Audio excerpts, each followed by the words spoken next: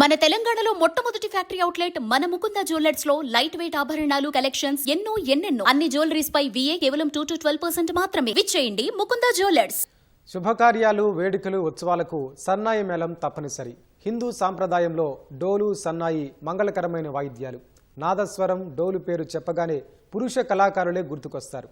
మగవారికి దీటుగా డోలు, సన్నాయిని వినసొంపుగా వాయిస్తూ ప్రత్యేక ఆకర్షణకు అందిస్తున్నారు కొందరు మహిళలు.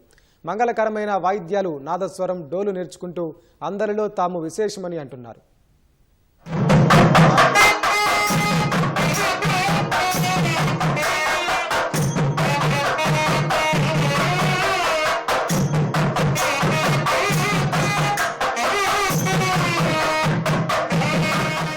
గతంలో ఏ శుభ కార్యక్రమమైనా సన్నాయి, డోలు వినియోగించేవారు. మారుతున్న పరిస్థితికి అనుగుణంగా వివిధ రకాలైన వాయిద్యాలు వినియోగించేవారు. ప్రస్తుతం ఆ పరిస్థితి మారుతోంది. చాలా మంది వివిధ రకాల శుభకార్యాల్లో డోలు, సన్నాయి పెట్టుకుంటున్నారు. ఆ రెండింటి పేరు చెప్పగానే పురుషులు గుర్తుకు వస్తుంటారు. ఆ వృత్తిలో మహిళలు చాలా అరుదుగా కనిపిస్తారు. ఎక్కువగా చెన్నై, తమిళనాడు, విజయవాడ, తిరుపతిలో కనిపిస్తారు. కానీ ఇప్పుడు సన్నాయి, డోలు వాయిద్యాలను హైదరాబాద్కి చెందిన అమ్మాయిలు నేర్చుకుంటున్నారు. హైదరాబాద్ ప్రగతి నగర్ కు చెందిన ఓ కుటుంబం మొత్తం డోలు, సన్నాయిలు వాయిస్తూ పలు కార్యక్రమాల్లో పాల్గొంటున్నారు.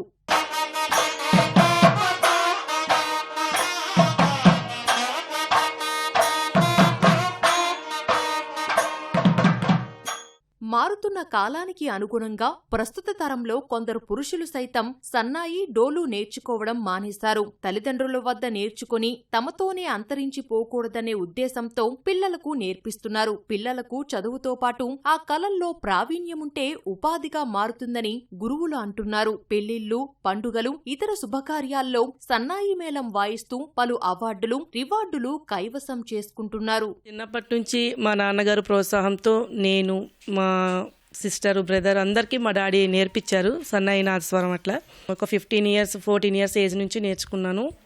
ఫ్యాషన్లోనూ ఉండాలని నేర్చుకున్నాను. ఆయన నేర్పించారు. సో తర్వాత కూడా వాళ్ళని చూసి మేము, మా డాడీ వాళ్ళు మంచి విద్వాంసులు అయ్యారు. వాళ్ళని చూసి మేము ఇన్స్పైర్ అయ్యి మేము కూడా నేర్చుకున్నాము. సో ఇది నేను కూడా నేర్చుకోగలను అని చెప్పి స్టార్ట్ చేశాను. మా నాన్నగారు కూడా అంతే సపోర్ట్ చేశారు మాకు. మేము కూడా ప్రొఫెషనల్గా నేర్చుకున్నామండి. ఏదో కాకుండా కొంచెం బాగా ప్రతిరోజు సాధన చేయటం అని చెప్పేసి. ఆ తర్వాత ఇప్పుడు 10 ఇయర్స్ అవుతుంది, పిల్లలందరూ వస్తున్నారు. 100% రావాలండి, 100% రావాలి, నేర్చుకోవాలి. సో దీనికి కూడా మంచి లైఫ్ ఉంది. అదే చెప్తున్నా కదా, సంగీత పరంగా అయితే ఇందులో తక్కువ ఏది ఒకటి తక్కువ కాదు. సో అనుకుంటారు నాదస్వరం అంటే కాస్త దీనిగా చూస్తారు, కానీ దీంట్లో ఏం తక్కువ లేదు. చదువు కొనసాగిస్తూనే సన్నాయి, డోలు నేర్చుకుంటూ పలు కార్యక్రమాలలో రాణిస్తున్నారు ఆ అమ్మాయిలు. కొందరు ఆసక్తితో నేర్చుకుంటే మరికొందరు తమకంటూ ప్రత్యేకంగా ఉండాలని భావిస్తున్నారు. కుటుంబ సభ్యుల్ని ప్రేరణగా తీసుకుని నేర్చుకుంటున్నట్లు విద్యార్థులు తెలిపారు. ఆ విద్యను భవిష్యత్తు తరాలకు అందిస్తామని చెబుతున్నారు. నాదస్వరం ప్రొఫెషన్లో 2 సంవత్సరాల నుంచి ఉన్నాను. ఈ ప్రొఫెషన్లోకి నేను రావడానికి ముఖ్య కారణం మా నాన్నగారు.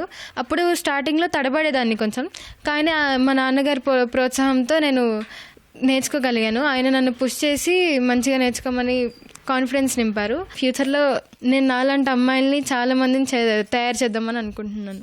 నేను తీసుకున్నది డోలు.